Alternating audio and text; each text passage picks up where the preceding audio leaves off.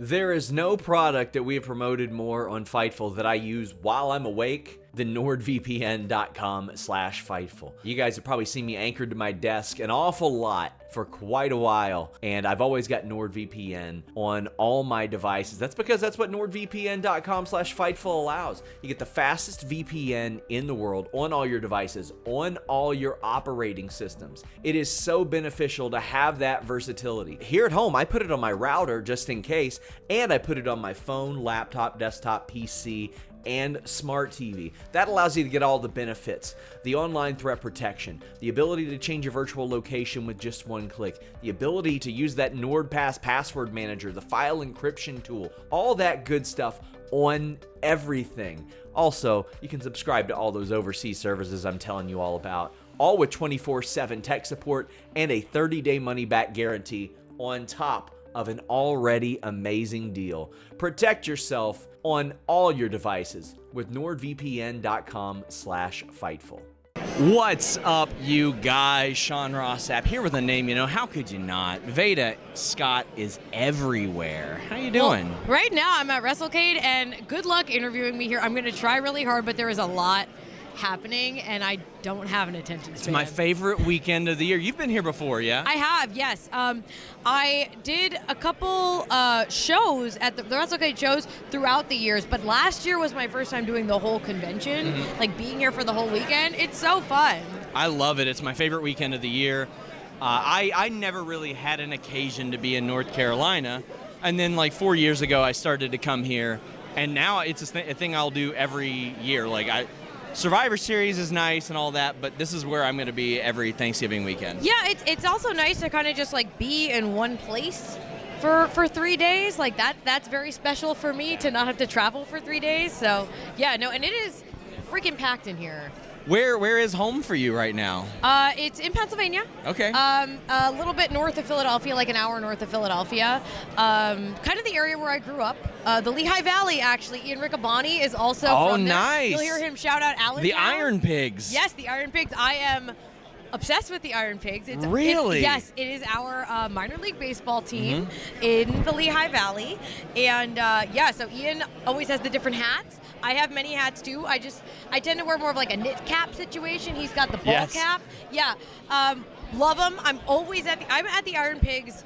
So my mother actually has season tickets to the Iron Pigs. That is incredible. Yes, and also is associated with a luxury box as well. Really? So, yes. So basically, a woman of privilege. Basically, my second home. No. This is true. My mother, who is a wonderful woman, has been working for the same company for 50 years, which is nuts, and we don't do that anymore. Yeah. But she just ready to leave Fightful now. Well, so she just celebrated her 50th year with this organization, and they did her party at the Iron Pigs. That is how much my family loves the Lehigh Valley Iron Pigs. There are so many comparisons between minor league baseball and pro wrestling as well. Absolutely.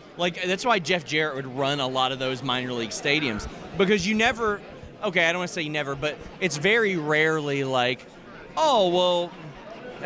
here are the Tennessee Birds. No, it's the Trash Pandas or the Iron Pigs, because the merchandising of that is so charming that people are like, hell yeah, let me sign up. 100%, doing specialty nights, doing theme nights. It's all like wrestling. And also, the other thing that really gets me with a minor league team in a minor league stadium that makes me feel good and wrestling is no one's ever doing just one job.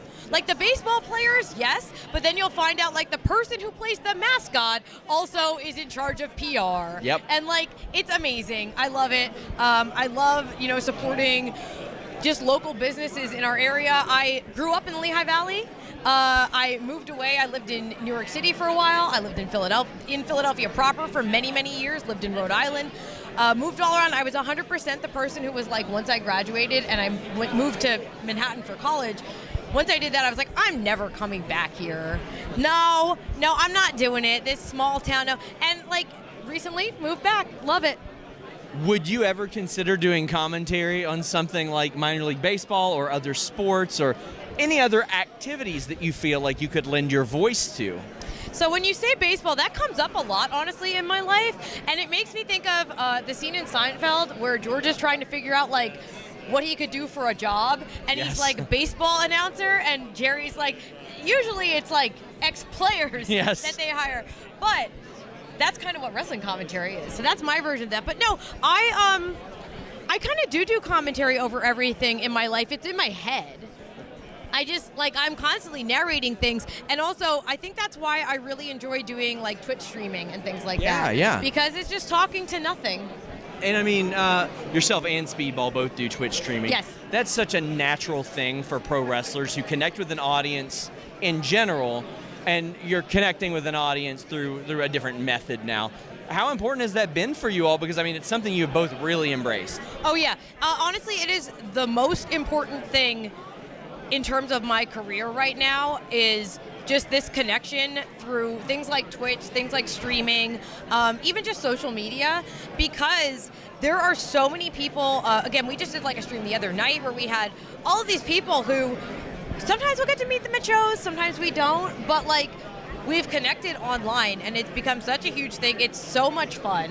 It's so much fun to finally meet them in person. If like anytime you're on any of Speedball streams or my streams and you meet us in person and you're comfortable letting us know your name, your Twitch name, please do, because we love meeting people from love that. Twitch. That's one of my favorite things about WrestleCade is meeting so many people that consume the content and support what anybody. I mean, that's what everybody's here to do, or to support wrestlers. I'm sorry, in I'm some like capacity. darting around, but there's so much going on. happening here. There's like over 200 wrestlers here.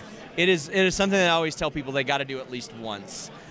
So we had mentioned Speedball, obviously. The profile of a Speedball Mike Bailey has increased exponentially over the last couple of years.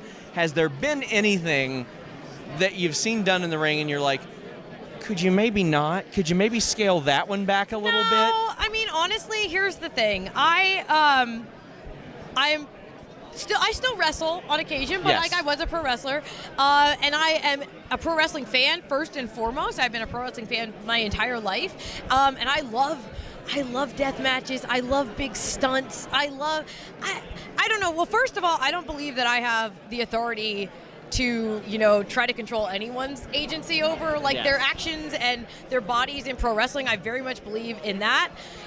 But also, I don't know, Mike is someone who, again, is incredibly athletic, incredibly resilient, clearly, but is also just the most brilliant mind in all of professional wrestling.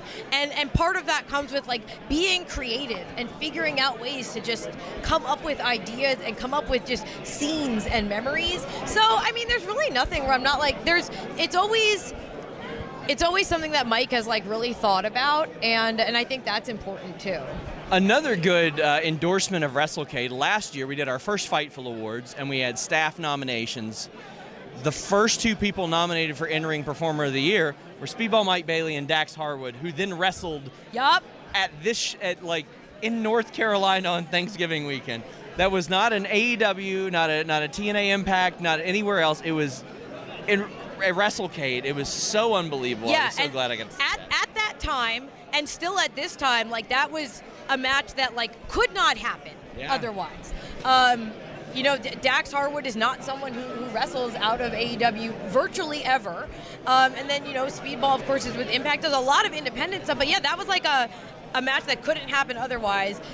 Tonight, Mike is wrestling Andrade, which is another one that, couldn't happen otherwise. But that's the whole thing with these conventions. We did a GCW show from the convention last night. It was on Fight Plus, and Dave Prazak and I were on commentary, and we were talking about the fact that so there was a match that was Insane Clown Bussy, which was of course Bussy alongside Violent J. George South joined Insane Clown Bussy. On the other side of the ring was George South, and then of course the Mortons, Ricky and Carrie.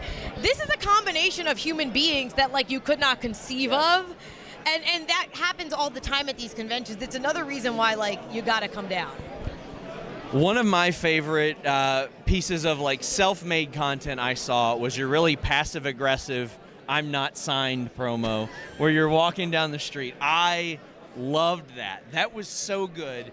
And to, have the self-awareness, even, poke fun at it, but also be I could be signed. The right person came along. the right company came along. I love that. Here's the funny thing about that one, Sean. So that was a hilarious little tongue-in-cheek promo 5 years ago, but here we are 5 years later, and I could film the same thing. 5 years ago? No 4 years. Way. I think about 4. So I remember that one specifically because I remember filming it in Coventry, England, which is where Mike and I were living at the time. We used to spend months and months living in Coventry or Rugeley in England, in the Midlands. Yeah. And so I was walking down like a gloomy street in this gloomy city that I love so much, but like was really just kind of like, you know what? Everyone's getting signed. Like, what about the other side of this? And again, that was something that was like very funny and very cute 4 years ago. It's 4 years later, and honestly, I could do the same promo. So really, who's laughing now? It was still a good promo. And I mean, your work is incredible. I think your work is really, really great. You were backstage at AEW fairly recently. Yeah. I think I even dropped in your message and was like, what are you doing there? What's going on? And you're like, I'm just visiting, I promise. I'm just visiting. I have lots of very awesome, very successful friends who are doing really cool things at places like AEW. So I do like to drop by and visit. It's just so cool to see the whole thing, like see the production. And like I said, I'm a wrestling fan first and foremost. So like any chance I have to go to literally any wrestling show, I will go. What would you like to see as we get into 2024 in your announcing career specifically, besides being signed, perhaps? Well, and I joke about that. I mean, it's not a joke, but I joke, and it's more to me like I am so lucky with independent wrestling. I have a full schedule, and that's cool. That's like really, really cool as an announcer. I've recently, in the past year, started to work with New Japan Pro Wrestling. That's become a regular home for me, and I'm very excited about that. Really excited to stay with them. I'm staying with them through the new year, so that's super cool. But yeah, it's just kind of, like I said, I really love wrestling, and I don't know, that sounds like lame, because it is lame, but I didn't think that I would ever get to, it took me a long time to, work my way into New Japan. That was a possibility that I thought would never exist, and now it does. And I don't know, I kind of want to try everything. Who have you learned the most from working with them on commentary? Oh gosh, so many people.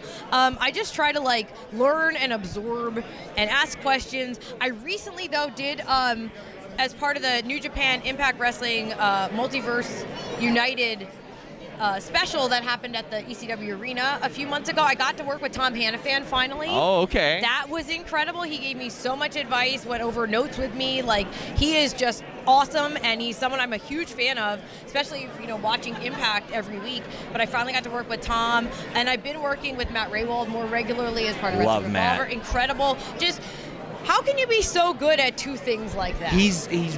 Matt is really good at a lot of things. He's a really freaking good pro wrestler. Yes. And is also a really freaking good announcer. Great personality. Yeah, great, I don't know. Great at online content as well. Like, and he and Matt are so fun together, so that was great. But yeah, I kind of try to like just learn as much as I can from everyone.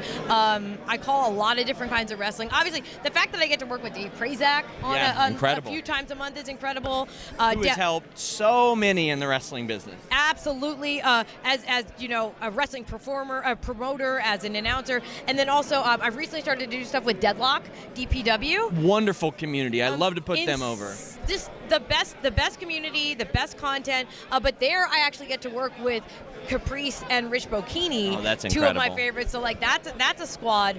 I don't know. Like this literally could go on for hours because I love every team. Well, now as we wrap up, I'm going to ask you for advice. I've got my first match in 6 years coming up this weekend against Shazza McKenzie. What advice would you give me as a pro wrestler in kicking her ass? It's a street fight. So Shazza is my former tag partner. I turned on her maybe multiple times. I don't think I've ever managed to beat Shazza McKenzie, so I would not listen to my advice, honestly. Shazza and I have a long and emotional history, and I think that usually that's called trauma. I think she's usually the one who does the kicking, and it's my ass. So no. You did try to get the jump on her that one time. I did. It was a beautiful DDT. I went backstage and Gangrel went, that was sweet.